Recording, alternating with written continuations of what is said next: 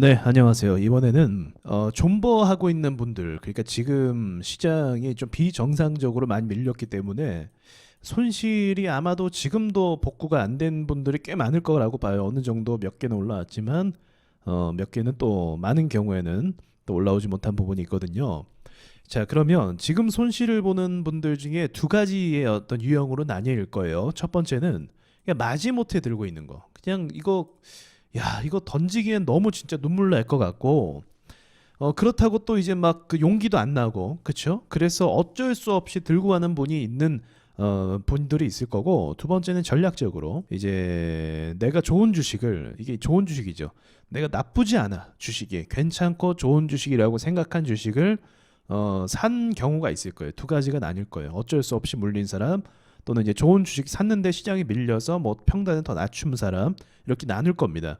근데 뭐 결론은요, 둘 다 두 케이스가 똑같아요. 그냥 뭐 다르지 않습니다. 뭐 마지못해 들고 있든 아니면 정말로 전략적으로 샀는데 들고 있는, 둘 다 같은 상황이라고 볼 수가 있어요. 그래서 이 부분은 제가 사실 여러 번 많이 말씀을 드렸죠. 여러분 아시겠지만 제가 유튜브 영상을 올리는 게 지금 여러분께서 손실을 보고 계시기 때문에 이 손실 보는 분들의 입장에 맞춰서 영상을 올린 부분이 많이 있어요. 그러니까 진작 사실은요, 이거 우리가 좀 짚고 넘어갈 게 있는데, 우리가 사실은 손절을 못한 부분도 있죠. 여러분 입장에서 말씀드리자고 하면, 여러분 입장에서 손절을 못해서 어쩔 수 없이 가져가는 경우가 있죠. 또는 다 고점이고 팔아야 되는 거 알면서 대응을 못한 경우가 있단 말이에요. 그래서 1차적으로는 내 책임이긴 하지만, 그러면 뭐 사실 이거는 의미 없는 얘기고, 그럼 어떤 식으로 제가 좀 대응을 해야 되는지를 말씀드려 볼게요. 먼저 자신의 종목을 체크하실 때 이거를 체크해 보세요. 체크사항인데, 내가 가지고 있는 주식이 시장에서 얼마나 주목을 받았나. 이 이야기를 왜 하냐면, 주목을 많이 받았다는 건 무슨 주식이라는 거죠? 상승이 어느 정도 됐다는 거예요. 상승이 나오지 않으면 주목을 받을 리가 없어요. 근데 상승이 나왔다라는 건 뭐가 많이 끼어 있다? 매물이 많이 끼어 있다라는 거죠. 자, 지금 원전 관련주 중에 두산 에너빌리티 개인들이 정말 많이 몰빵하는 종목이라고 제가 말씀드렸죠. 자, 이 주식이에요. 이 주식이 왜 사람들이 관심을 많이 갖는가? 자, 2020년도부터 2021년도 중반까지를 한번 보세요. 엄청나게 많이 올랐죠. 10배 가까이 올랐습니다. 저점 대비해서 10배 이상 올랐어요. 이렇게 많이 올랐기 때문에 사람들이 뭘 많이 한다? 주목을 많이 하고 있다. 그럼 주목을 많이 하고 있는 주식을 더 오르기를 기대하는 게 쉽겠습니까? 아니면 조정을 받아서 여기까지 내려가는 게 더 쉽겠습니까? 아무래도 확률상 이 무거운 주식이 오르기보다 좀 조정받을 가능성이 없지 않아 있겠죠. 그래서 결국 조정을 받은 거예요. 자, 그러면 이 주식을 막연하게 계속 가지고 있기보다는 어느 정도 올라왔을 때 어쨌든 무겁잖아요. 이 무거운 사람들을 다 털어내는 데 있어서 시간이 꽤 많이 소요가 될 수 있단 말이죠. 그래서 되도록이면 이러한 주식은 어떻게 할 수 있다? 보유 전략을 할 때 이 종목은 이제 원금에서 자르는 전략이 가능한 거예요. 너무 많이 올랐으니까, 너무 많은 매물대가 있으니까 간단하죠. 자, 그런데 예를 드는 거예요, 여러분. 예입니다. 예. 세명전기를 예를 들 건데 전 세명전기에 대해서 분석 제대로 해본 적 없어요. 자, 세명전기를 내가 들고 있다. 시장이 밀렸어. 이렇게 난 좋은 주식이라고 생각했는데, 근데 얘는 어때요? 시장에서 크게 주목받았거나 크게 오른 적이 있습니까? 매물이 고작 쌓여봐야 여기 두산 에너빌리티랑은 차원이 틀리죠. 그럼 이런 주식은 뭘 할 수 있다? 이런 주식은 보유해 나가면서 이건 수익까지도 좀 기대를 해볼 수 있는 거예요. 어느 정도는.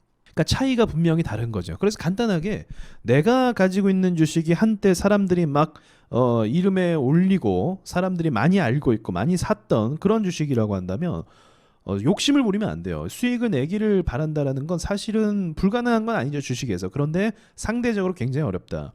근데 세명전기와 같이 별로 안 유명해. 별로 안 유명한데 내가 봤을 때 이 회사는 괜찮아. 그럼 그런 회사는 그냥 가져가셔도 괜찮아요. 자, 그래 깔끔하게 정리가 됐죠. 그 부분만 좀 공부하셔서 보시면 될 것 같고요. 그리고 제가 진짜 많이 말씀드리는 거, 솔직히 좀 너무 많이 이야기해서 너무 반복적인 거 얘기 같아갖고 좀 민망하긴 하지만, 코스닥 기준으로요 830포인트가 오면은 정리할 생각을 하세요. 저 같은 경우는 여러분에게 어떻게 추천드리고 싶냐, 여기서 물려 있잖아요. 올 현금을 좀 추천드리고 싶어요. 근데 이제 내가 너무 좋은 주식이다, 난 이 회사에 대해서 안다. 아까 세명전기죠. 세명전기 좋다는 얘기 아니에요. 세명전기와 같이 시장에서 주목받지 않았지만 난 이 회사의 기술력을 믿는다. 그럼 같이 투자 가는 거예요. 그냥 뭐 830이고 나발이고 그냥 끝까지 가져가는 겁니다. 그런데 어지간하면, 내가 그러한 판단이 되지 않으면 830이 왔으면 저도 좋겠어요. 근데 830에서 여기서 올 매도를 해서 현금을 다 가져가는 게 좋아요. 왜 현금을 가져가는 게 좋냐? 우리 이번에 아마 많이 느끼셨을 거예요. 지금 물려있는 분들이 물리지 않고 여기쯤이나 여기쯤에서 현금을 가지고 있어서 매수를 했다면 어떻습니까? 지금 수익이 아마도 최소 20% 이상씩은 나왔을 거예요. 그래서 현금이 있는 사람들에게 이러한 시장이 뭐가 됐다? 기회가 됐다. 앞으로 이러한 시장이 어떻게 된다? 또 반복된다. 이거를 제가 늘 말씀드리죠. 835면 뚫어주면 땡큐지만 뚫어도 또 폭락 나올 거예요. 근데 지금 시장의 특성상 그런 식으로 반복이 된다는 거죠. 그래서 현금이 없는 사람들에게 굉장히 고통의 시간만 보내는 상황이었지만 만약에 현금을 가지고 있으셨다고 하면 이 시간이 오히려 돈을 벌 수 있는 시간이 됐으리라 그렇게 볼 수 있는 거죠. 자, 그래서 요약 정리하자면 내가 가진 주식이 너무 과거에 주목을 많이 받았다. 그러면 매물대에 어쩔 수 없는 물리적인 현상 때문에 상승에 제한이 된다. 그런데 내가 산 주식이 그래도 괜찮다. 이거는 내가 봤을 때 좀 좋은 회사고 기술도 있는 회사다. 매출도 잘 나오고 그러면 가지고 가는 거. 시장은 늘 말씀드리지만 830 정도에서 매도를 한 다음에 현금을 가지고 있으면 뭐가 온다고요? 또 기회가 또 온다고요. 그 기회를 놓치지 마시라고요. 그러니까 제가 계속 쌀 때 사야 된다, 쌀 때 사야 된다 그 말을 하는 게 제가 이해가 되시죠? 여러분 가치 투자에서 또 스윙 투자에서 제가 쓴 책에서도 저렴했을 때 쌀 때 사면 된다 그 말씀을 계속 드리는 이유가 그런 겁니다. 여러분 시장이 이렇게 안 좋아도요 우리가 놓치면 안 되는 게 뭐가 있냐면 자 보시면 위메이드 이런 거 제가 뭐라고 늘 얘기합니까? 대시세 나온 거 건드리지 말라고 계속 말씀드려요. 대시세 나왔던 거는 약세 움직임 그래도 튕겨 오르긴 했지만 근데 그 외에 대시세가 안 나왔던 가치 있는 주식이 섹터의 호재를 받아 상승하면 이렇게 되는 거예요. 이게 세력주 아닙니까? 지금 시장이 이만큼 올랐나요? 아니죠. 얘만 오르는 거죠. 개별 종목에서 세력 종목에서 이러한 일들이 일어난다는 겁니다. 현대바이오도 올해를 기준으로 보면 올해 시장 계속 밀렸잖아요. 근데 이렇게 눌렸다가 오른 애들은 방어를 해줬단 말이죠. 여기서 엄청나게 오른 건 아니었거든요. 다른 바이오에 비해서. 그리고요 전체적으로 지금 종목들이 아주 많은 종목들이 제대로 올라온 종목이 사실 많이 아직도 없어요. 그래서 저평가된 주식들이 아직도 널려 있는 상황이 지금 시장입니다. 그렇다라는 건 시장이 반등할 수 있는 그 여지, 공간, 상승폭이겠죠. 폭. 이런 폭들이 아직도 많이 남아 있습니다. 그러니까 너무 희망을 버리지 마시고 지금까지 버티신 것도 어떻게 보면 참 대단한 거예요. 지금 시장에서 근데 보통 상황이었습니까?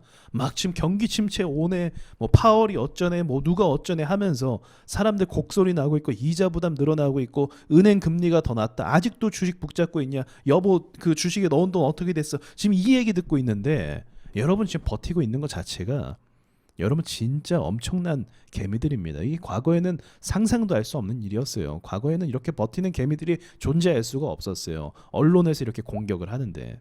그래서 실제로 많은 개미들이 이탈을 했고 중도에 포기도 하기도 했죠. 저는 이제 시장 낙관론자도 아니에요. 좀 비관론자도 아닌데 그냥 주어진 상황에 대해서 그냥 말씀드리는 것뿐인데 어쨌든 시장이 반등을 준다고 하면 큰 폭으로 반등을 줄 가능성은 굉장히 높다라고 보고 있어요. 이번에 그 긴 나름대로 좀 길죠. 이 긴 하락장을 경험하면서 아마도 이거는 경험하기가 쉽지 않은 상황이긴 하거든요. 근데 이것을 우리가 경험하고 이 길을 통과했다는 것 자체가 한편으로는 꽤 의미 있는 공부를 했다라고 말씀드릴 수 있어요. 다만 공부를 했지만 다시는 이런 경험을 해서는 안 됩니다. 여기까지 말씀드리고 마칠게요.